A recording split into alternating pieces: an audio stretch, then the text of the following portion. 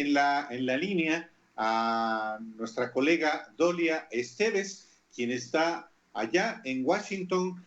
Y Dolia, ¿cómo estás? Bienvenida a Los Periodistas. Muy buenas tardes. ¿Qué tal? Buenas tardes, Álvaro y Alejandro. Andas en el ajetreo con todo lo que está pasando en Estados Unidos y también ahí en Washington, Dolia. Bueno, sí, aquí en Washington es muy serio. El presidente Trump acaba de invocar una ley de 1807 para usar a los militares, desplegarlos. De hecho, los desplegaron ya para despejar el Parque Lafayette, si él pudiera caminar hacia la iglesia que fue parcialmente quemada anoche. Entonces, eso nunca habíamos visto desde 1807 el despliegue de militares contra estadounidenses, o sea, el uso de la fuerza militar activa contra ciudadanos pacíficos que están manifestando pacíficamente en Estados Unidos.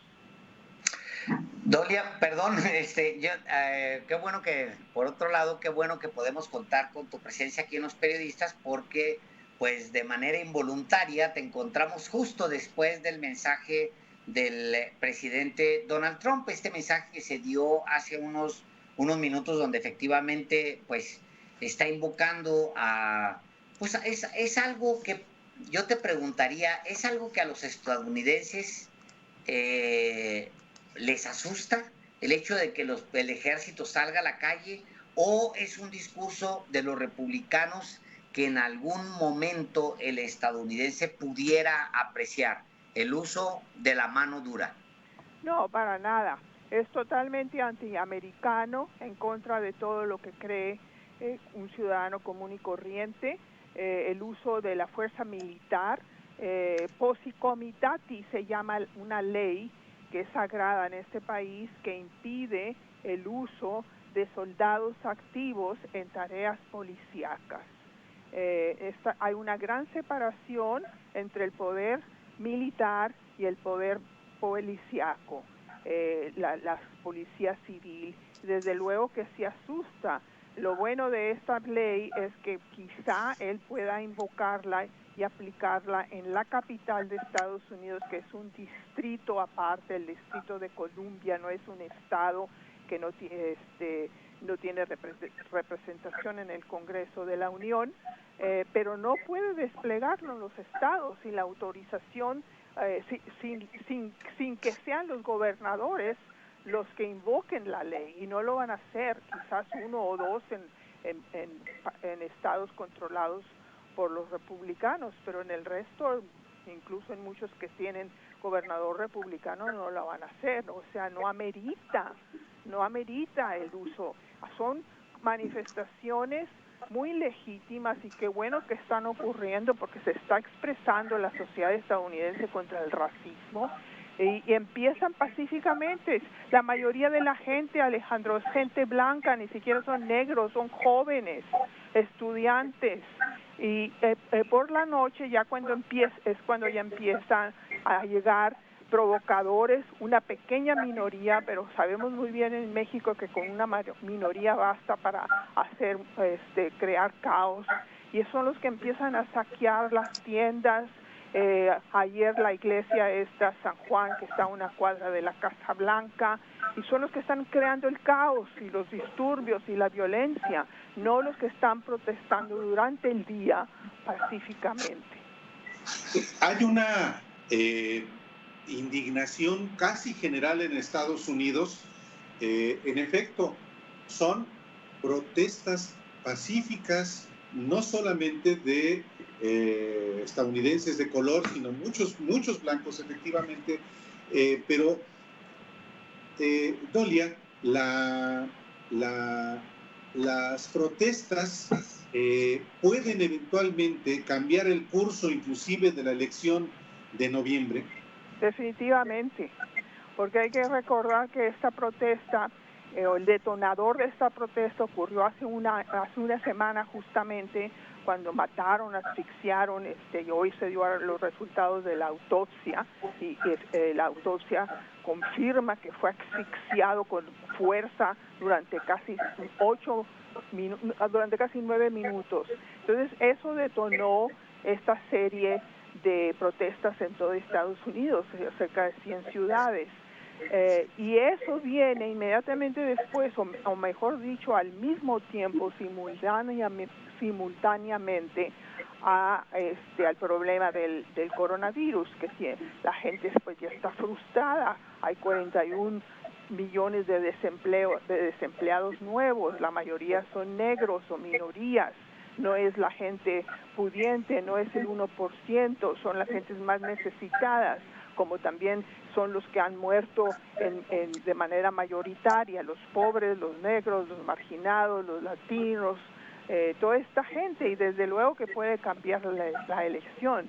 De hecho, ya están cambiando la intención del voto, mucho más a favor del candidato demócrata, cuasi candidato demócrata Joe Biden. La última encuesta el domingo de la ABC y el Washington Post ya le dieron una ventaja del 10%.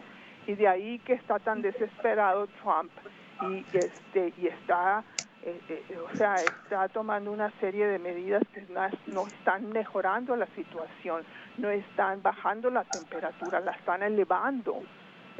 Está empeorando la doble crisis que tenemos, que es la de la pandemia y la de las manifestaciones en contra del racismo. Ahora tienes una crisis de salud, es el país más afectado por el coronavirus. Tienes, como bien lo decías, a más de 30 millones de estadounidenses como nuevos desempleados allá.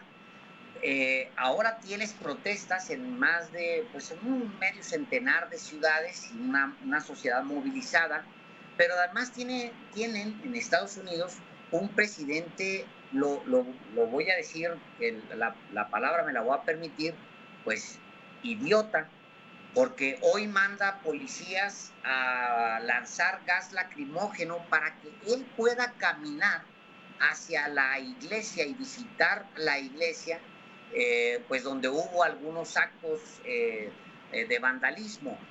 Eso por un lado, Dolia, pero por el otro, un poco dibujando este personaje tan difícil, tan complicado que es Donald Trump. Por el otro, el día de hoy da a conocer MSNBC una entrevista con el hermano de George Floyd, porque en algún momento recibe una llamada de Donald Trump, le habla a Donald Trump para decirle, pues ya sabes lo que diría un presidente sometido a esta presión de que lo siento y que fue un acto horrible, lo que sea, pero en toda la llamada revela el hermano de George Floyd, Donald Trump jamás lo deja hablar, simplemente le suelta un super rollo y luego le cuelga al hermano de George Floyd, este afroamericano que fue asesinado por policías. Le suma, pues, Trump, Dolia, a la crisis que de por sí ya vive Estados Unidos. Claro, es que Trump no es una persona que sabe unir. Lo único que él sabe es dividir, polarizar más, confrontar. Esa es su estrategia. Entonces, en un momento donde hay tanto sufrimiento por el desempleo y por el coronavirus y por tanto problema y estragos sociales, todas las escuelas cerradas, y va a alcanzar el desempleo 20% en este mes. Entonces, en lugar de ser el líder que necesita una nación herida, una nación lastimada, es todo lo contrario, empeora las cosas, divide más. Entonces, obviamente es incapaz él, desde el punto de vista de su personalidad, de hacer una llamada compasiva, porque no es un hombre compasivo. Entonces, desde luego que le llama al hermano que está sufriendo el asesinato de su hermano, y es simplemente un requisito que le han de haber pedido algunos de sus asesores. Tienes que hacer esto y tenemos que publicarlo porque eso es lo que debe hacer un presidente. Este señor jamás ha tenido la capacidad para dirigir este país y lo estamos demostrando. Claro.